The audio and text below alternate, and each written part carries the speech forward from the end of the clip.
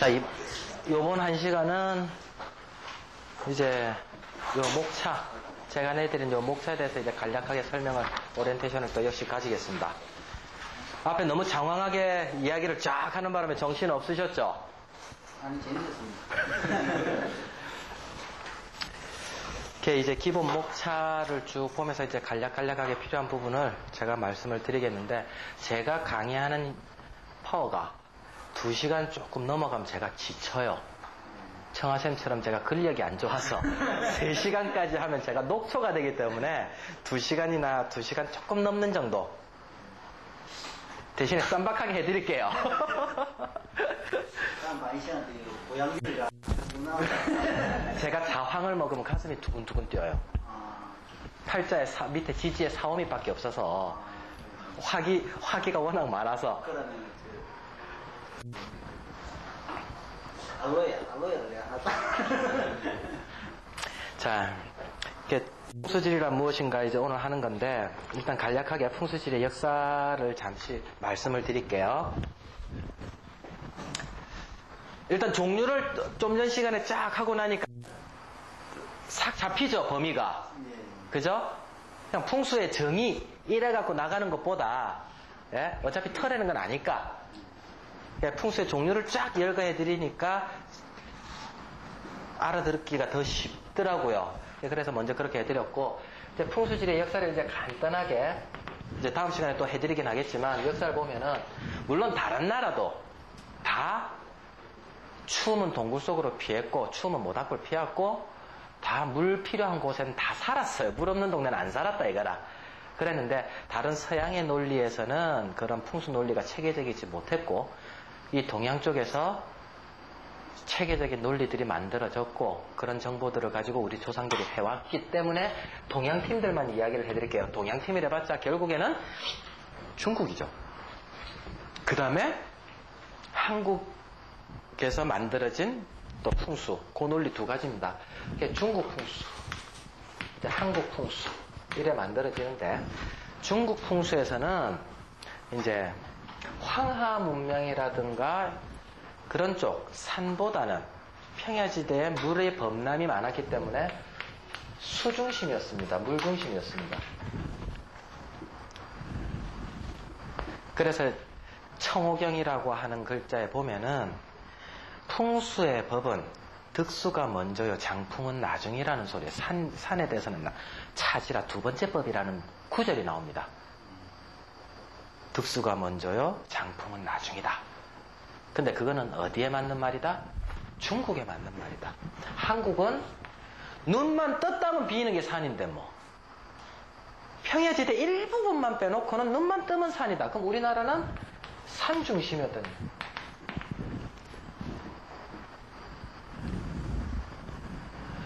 근데 이 수중심에서 이제 중국 풍수에서 나온 거는 뭐냐면은, 조금 이제 처음 듣는 용어가 나올 겁니다.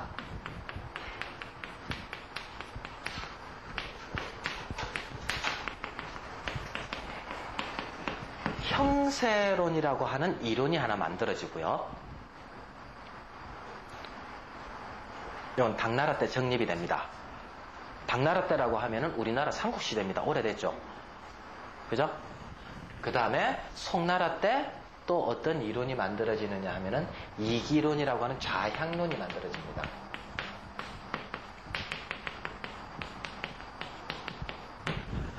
좌향론이라는 거는 논리적으로 음양오행 사상팔계를 가지고 요거 있죠.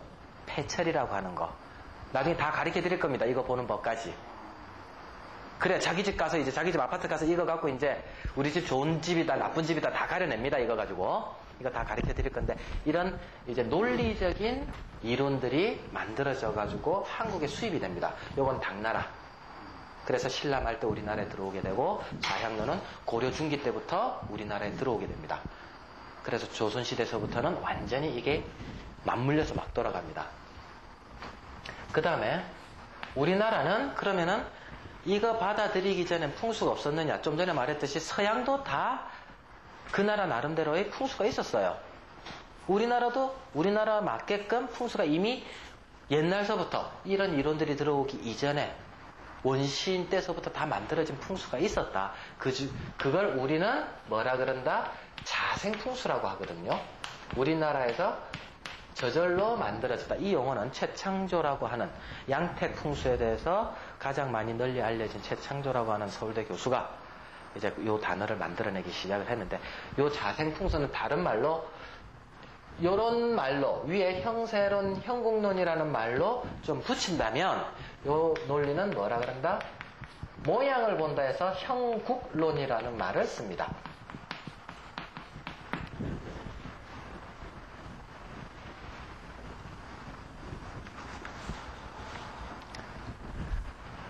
그러면 풍수에서는 형세론, 형국론, 좌향론 요 세 가지 논리 이외엔 없습니다. 누가 쓸데없는 소리 하면 이제 다른 말, 뭐 요건 끽 해봤자 뭐 다른 말로 이기론,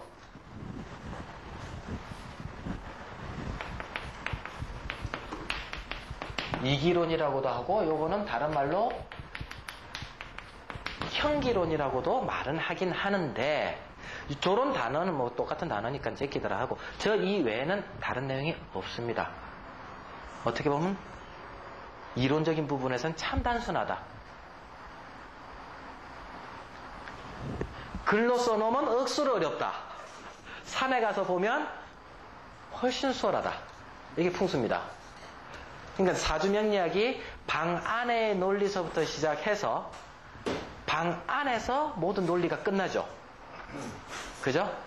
주역 같은 것도 그렇고. 물론 자연법을 보려면 산에 가야 되는 거 맞아요. 그건 내 인정 안 하는 거 아니고, 그건 당연히 인정해야 되는 부분이고, 그 외에 풍수 같은 경우에는 필수가 뭐다? 현장이에요, 현장.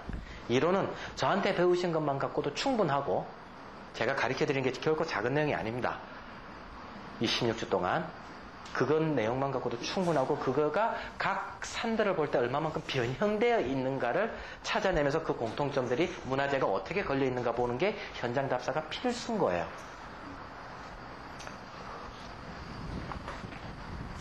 그럼 요 세 가지만 쫙 제가 기초적인 이론을 설명해 드리고 나서 그 다음에 답사를 한번 갔다 오게 되고, 그 다음에 이제 도풍수, 뭐 마을풍수, 뭐 왕릉풍수 이런 것들을 제가 또 한 테마별로 또 이렇게 해드릴 겁니다. 그러다 보면 이제 우리 조상들이 어떻게 해왔다는 걸 아시게 될 거예요. 자, 그러면 제일 먼저 공부하게 되는 패턴이 그래도 가장 논리적이기 때문에 이것부터 배웁니다. 형세론. 그 다음에 우리나라 자생풍수였던 거 요거를 배우게 되고요. 그 다음 세 번째로 나중에 음양오행 사상팔계를 배우면서 세 번째로 이걸 배우게 됩니다. 자, 그럼 제일 먼저 요걸 제일 간단하게 설명을 하자면 형세론, 형국론, 좌향론이 있는데, 이 형세론과 형국론 이 두 개는 터잡기입니다. 터잡기.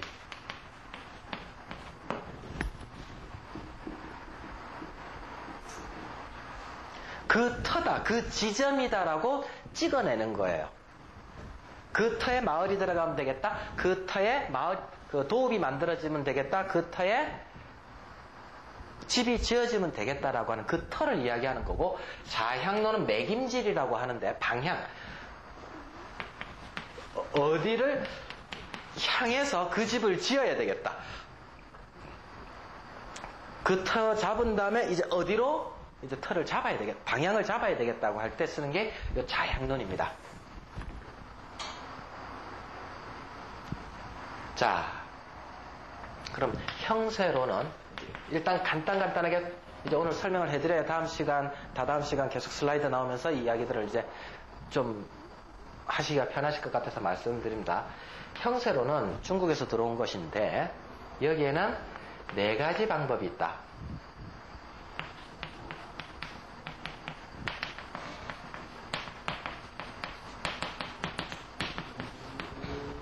오늘 갑자기 첫 시간인데도 오리엔테이션답지 않게 너무 많은 이야기를 해드리니까 조금 힘드실지 모르겠지만 일단 들어놓으십시오. 그래놓고 집에 가서 한번 그 연습만 한번 해보시면 다음 시간 들을 때 계속 편해지실 거예요. 간용법이라는 것이 있고요. 그 다음에 장풍법.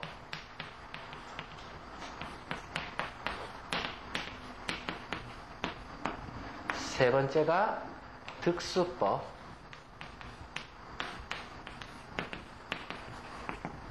네 번째가 정혈법. 이렇게 네 가지가 되어 있습니다. 자, 그러면은 간용이라고 여기서 이제 처음 이제 들어 나오는 말이 용이라고 하는 건데 풍수에서는 산 이꼴 용이라고 봤습니다. 그래서 여기서 이제 용이라고 하면 항상 산이라 생각을 하십시오. 풍수의 특징적인 용어입니다. 산이 일직선으로 쭉 달려가는 산들은 잘 없고 우리나라 눈뜬 다 보면 다 능선들이 있죠. 꿀렁꿀렁꿀렁꿀렁. 그죠? 올랐다 솟았다 올랐다 내려갔다 이렇게 돼 있는 모양들이 꼭 용이 움직이는 모양과 같다 해서 산을 곧 용이라고 합니다. 거기서 이 볼간자니까 산을 본다라는 뜻인데 그 중에서도 어떤 산이냐? 우리 집까지 예? 들어오는 뒷산줄기를 이야기합니다. 어디서부터? 백두산서부터.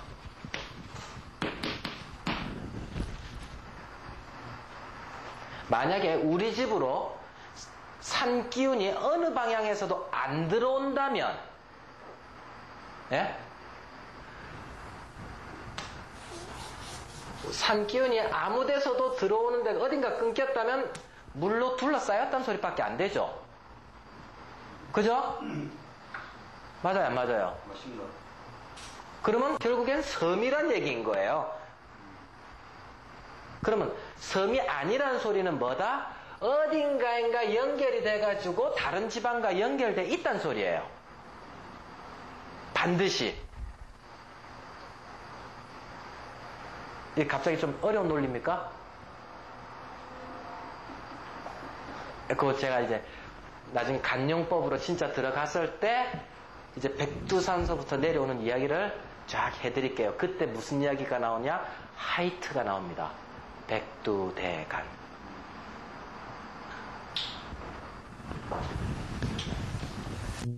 그럼 이 혈자리까지 뒤에 산 기운이 어떠한 파워를 갖고 오느냐, 어떠한 이쁜 모양을 갖고 내려오느냐, 그 기운이 정말로 진실한가, 안 그러면 가짜인가를 따지는 방법이 간용법입니다. 됐습니까? 일단 그렇게 꼭까지 개념을 잡으시면 돼요. 그 다음 장풍법이라고 하는 것은 바람을 감춘다라고 하는 뜻인데, 사람이 살라 그러면은 바람 많이 부는 곳에서 살겠습니까? 잠도 편한 곳에서 자고 태아도 불안하지 않아야 태아도 잘 크듯이 요 혈자리 주변에 산들이 이렇게 둘러싸여져 가지고 이 산 모양이 이 혈자리를 보호해주고 있느냐, 보호해주지 않고 있느냐를 보는 것이 장풍법입니다. 여기에서 나오는 단어가 이제 전주자, 후현무, 자청용, 우백호라는 소리가 나오게 돼요.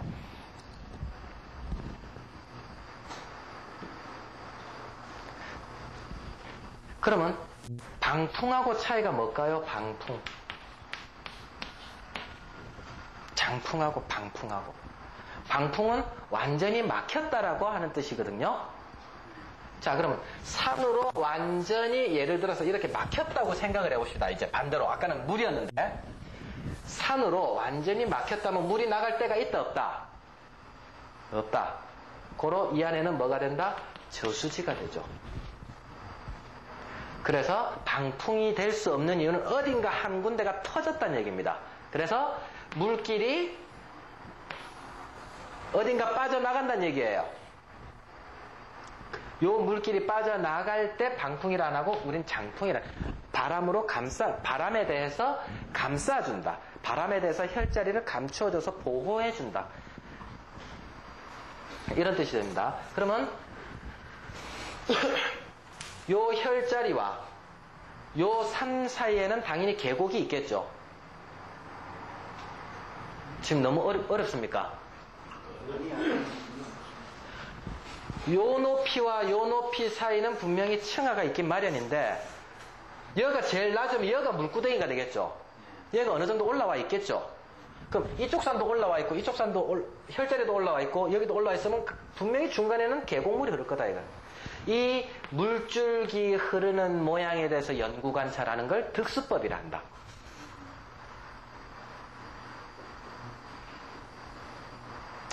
그러면 이제 대충 외부 조건이 다 만들어집니다. 뒤에서 산줄기가 내려와서 어떠한 기운을 주는데 산으로 모양은 어떠하고 물줄기 모양이 어떠한데 이 산줄기가 잘 보세요. 이 산줄기가 물을 건너갈 수 있다 없다? 없죠. 산이라는 게 뭐가 산이죠? 물하고 정반대편의 기운이 산이잖아요. 그죠? 그러니까 풍수에서는 물을 만나면 산이 이게 물입니다. 산이 오다가 물이 딱 만나면 이제 산기운이 끝난 거죠. 저쪽 산도 이쪽으로 오다가 물기운 만나면 끝난 거죠. 그죠? 그런 식으로 산기운이 오다가 물에 이제 막혔어요. 그럼 산기운은 어디 있다? 이 안에 모여 있다. 그 중에서도 정확하게 어느 지점이냐를 찾는 것이 정혈법입니다. 혈을 정하는 법입니다.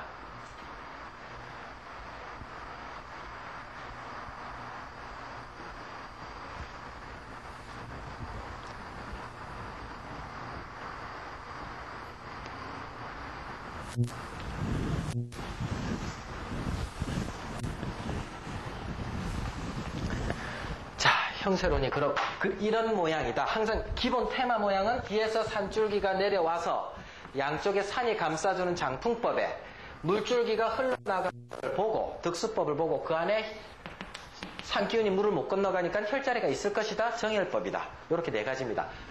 1번, 요거 2번, 물 3번, 가운데 4번.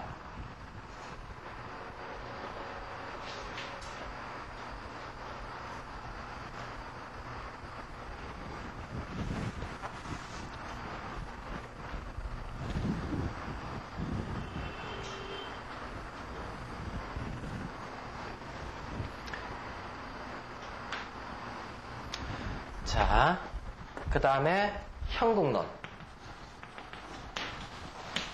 형국론은 우리나라에서 만들어진 논리입니다. 제일 간단한 논리입니다. 우리 집 앞마당에 누렁이가 배를 턱 깔고 이러고 잠고 있어요. 근데 옆산을 탁 돌아다 보니까는 하필이면 그놈의 산이 누렁이 자빠져 누워서 잠자는 거랑 똑같은 산이거든요. 그럼 그걸 개산이라 부른 거예요. 모양을 그대로 보는 거예요. 아, 저 산이 꼭 땡땡땡 치는 종같이 생겼다면 그냥 종산 되는 거예요. 소가 누워있는 것 같다? 그냥 소산이라고 부르는 거예요. 기새가 있다, 새같이 생겼다 그러면 새 중에서도 저거를 기새가 있다 없다, 모양이 더 이쁘다 거세다 이런 걸 따져서 봉황어로 부를까 학으로 부를까 기러기로 부를까 닭으로 부를까 이런 식으로 그 산 모양을 그대로 우리 주변에 살고 있는 모양으로 그대로 이입시켜서 하나의 산 모양새를 만들어내는 형국이 형국론이라는 겁니다.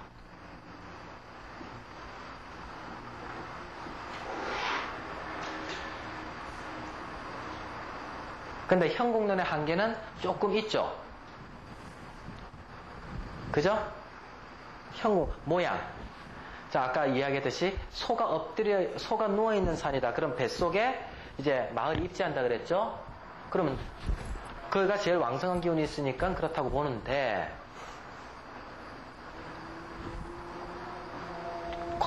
자연법에서 소라고 하는 모양새를 그대로 바로 거기에 소 뱃속이라 해서, 소 모양의 뱃속이라 해서 거기에 바로 산기운이 몰려있다라고 장담할 수 있느냐 하는 문제지. 실존적으로, 실질적으로. 아까 또 잠두혈 이야기했죠. 누에꽃이 머리, 누에꽃이 머리, 잠두혈이라고 하는데, 잠두혈의 혈자리는 어디냐 하면 그 형국론으로 보는 거거든요.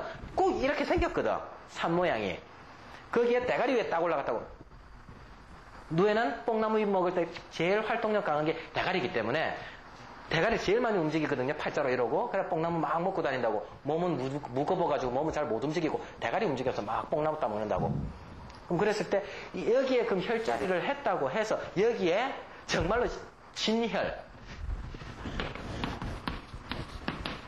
이게 있다라고 과연 할 수 있느냐 하는 문제예요. 그죠? 자연법이 누에를 알겠습니까? 근데 문제는 우리 마을, 우리 한국인의 정서로 만들어진 한반도 땅이고 한반도의 이름들이기 때문에 이 형국론을 모르면 못 푼다는 얘기예요. 문화재를, 마을들을, 도시들을 못 푼다는 얘기예요. 이거 가지고 워낙 수백 년, 천년 이상, 2000년에 가까운 세월을 해왔기 때문에 정서적으로 접근한 한계는 갖고 있다. 형세로는 논리적이고 그래서 정말 진혈이 있다라고 보는 거고요. 형세로는 그 모양새가 정말로 진혈을 갖고 있을 수 있을 정도가 되겠느냐는 의구심은 있지만 한국의 정서를 풀려고 할 때, 한국의 문화재를 풀려고 할 때는 반드시 들어가야 된다는 얘기예요. 근데 많은 사람들이 이건 잘 볼 줄 모르니까, 형세로는 잘 볼 줄 모르니까 형국론에서 저 무슨 형이므로 얘가 맞다. 진혈이인 것처럼 이야기하시는 분들도 있다. 근데 진짜 진혈인 경우도 있습니다. 형국론이 이쁘면 이쁠수록 진혈인 경우도 많아요. 형세로는 형국론이 딱 맞아 들어가는 경우가 참 많아요. 근데 이것이 다인양 하는 사람도 있다. 그리고 이 형국론에서는 중구난방이에요. 드디어 검증할 수 있다 없다. 자, 사주로 이야기하자면 어떤 재앙이 공망 때문에 터졌는지 삼재 때문에 터졌는지 양인 때문에 터졌는지 알게 뭐냐 이거라.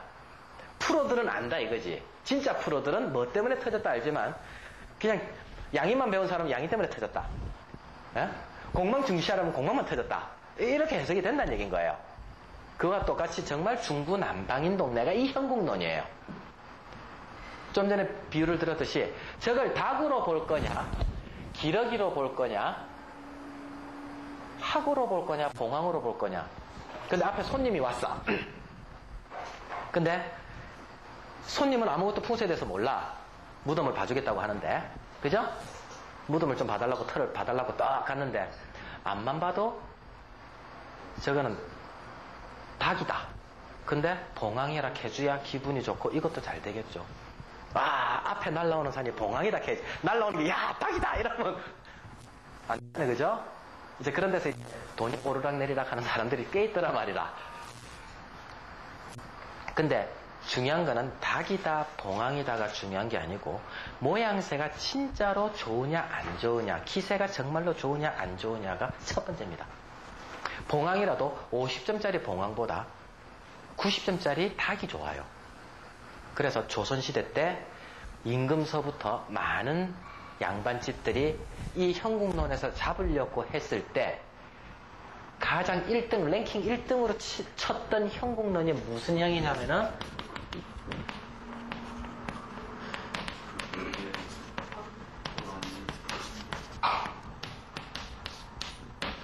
금계포란형입니다. 금닭이 알을 감싸고 있는 듯한 형국. 알을 많이 낳는다라고 하는 것은 조선왕조가 생각보다 자손이 부실했죠. 그러다 보니까 자손에 대해서 적자의 왕통을 잇기 위한 그런 이미지가 많았기 때문에 달걀을 많이 낳는 그런 금계포란형을 많이 선호했다. 그리고 유교의 정신에 입각해가지고 자손, 꼭 양반에서도 무조건 아들. 그건 금계포란형을 엄청 추구했다는 겁니다. 닭산이라 해서 나쁜 게 절대 아닙니다. 자, 이런 것들이 이제 형국론입니다. 모양새를 보고 누렁이 보고 계산 딱 했던 거. 찌같이 보인다. 찌산. 그걸 이제 어려운 말로 노선 하전형. 늙은 쥐가 밭으로 내려온다. 노서 하전형. 뭐 말이 물을 먹는다. 그럼 갈마, 목마른 말이 갈마, 갈증나는 말이 음수. 물을 먹으러 내려오는 형국이다. 갈마 음수형. 부산시가 갈마 음수형이거든요. 구포 쪽에서 자 낙동강이 쭉 흐릅니다. 그래가지고 이 다대포 모른데 그 다음 송도 이래가지고 광안리 이렇게 가잖아요. 그죠? 지도 보면 요 구포 요 다대포 요 송도 그 다음에 요 부두 요 광안리 대연동 이게 꼭 말대가리 갖다 생겨가지고 말이 물 먹고 있는 형국이다 해가지고 갈마 음수형 이렇게 푼단 말입니다. 전체적으로 국면을 말대가리에서 비입니까? 안 보이면 어쩔 수 없고 이런 형국들을 모양새로 잡아내는 걸 형국론이라 한다. 그 다음에